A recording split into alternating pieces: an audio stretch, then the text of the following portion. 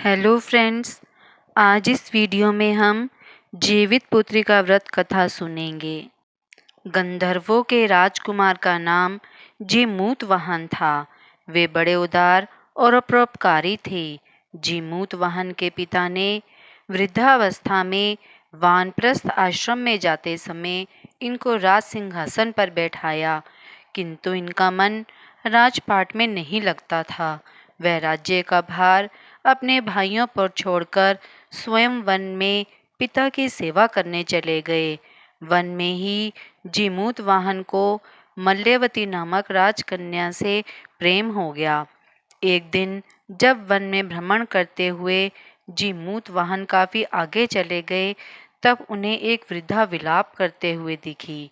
पूछने पर वृद्धा ने रोते हुए बताया, मैं नागवंश की स्त्री हूँ, मुझे एक ही पुत्र है। पक्षीराज गरुड़ के कोप से मुक्ति दिलाने के लिए नागों ने यह व्यवस्था की है कि वे गरुड़ को प्रतिदिन भक्षण हेतु एक युवा नाग सौंपते हैं। आज मेरे पुत्र शंखचूड़ की बलि का दिन है। आज मेरे पुत्र के जीवन पर संकट है और थोड़ी देर बाद ही मैं पुत्र विहीन हो जाऊंगी। एक स्त्री के लिए इससे बड़ा दुख क्या होगा कि उसके जीते जी उसका पुत्र ना रहे। जीमूतवाहन को यह सुनकर बड़ा दुख हुआ। उन्होंने उस वृद्धा को आश्वस्त करते हुए कहा, डरो मत, मैं तुम्हारे पुत्र के प्राणों की रक्षा करूंगा। आज उसके स्थान पर स्वयं मैं अपने आप को उस लाल कपड़े में ढककर वध्य शिला पर लेटूंगा, ताकि गरुड़ मुझे खा जाए और तुम्हारा पुत्र बच जाए। इतना कहकर जीमूतवाहन ने शंखचूड़ के हाथ से लाल कपड़ा ले लिया और वे उसे लपेटकर गरुड़ को बलि देने के लिए चुनी गई वध्य शिला पर लेट गए।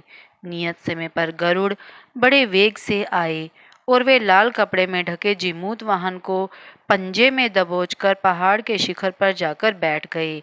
गरुड़ ने अपनी कठोर चोंच का प्रहार किया और जीमूतवाहन के शरीर से मांस का बड़ा हिस्सा नोच लिया।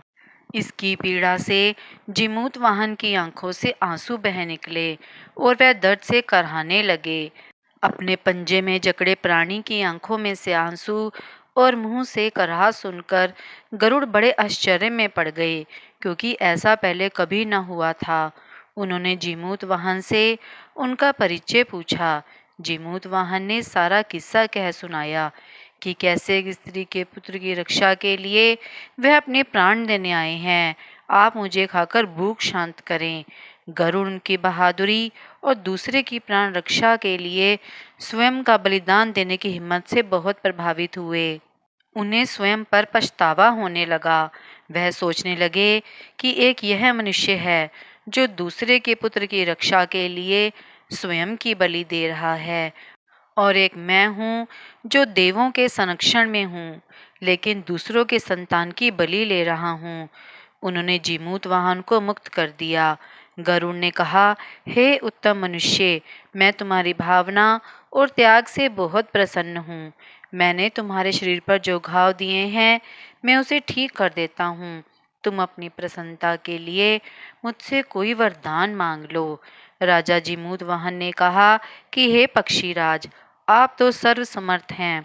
यदि आप प्रसन्न हैं और वरदान देना चाहते हैं, तो आप सर्पों को अपना आहार बनाना छोड़ दें।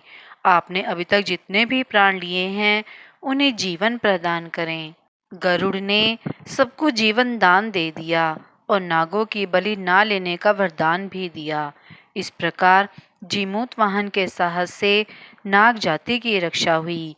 गरुड़ ने कहा, तुम्हारी जैसी इच्छा वैसा ही होगा। हे राजा, जो स्त्री तुम्हारे इस बलिदान की कथा सुनेगी और विधिवत व्रत का पालन करेगी, उसकी संतान मृत्यु के मुख से भी निकल आएगी। तब से ही पुत्र की रक्षा हेतु जीमूतवाहन की पूजा की प्रथा शुरू हो गई। यह कथा कैलाश पर्वत पर भगवान शंकर ने माता पार्वती को सुनाई थी। जीवित पुत्रिका के दिन भगवान श्री गणेश, माता पार्वती और शिवजी की पूजा एवं ध्यान के बाद व्रत कथा भी सुननी चाहिए। जीवित पुत्रिका व्रत की कथा समाप्त हुई। अगर आप मेरे चैनल पर नए हैं तो आप मेरे चैनल को सब्सक्राइब करें ताकि आपको मेरे आने वाली वीडियो की नोटिफिकेशंस मिलती रहें। आप मेरी वीडियो को ज़्यादा से ज़्यादा लाइक और शेयर करें।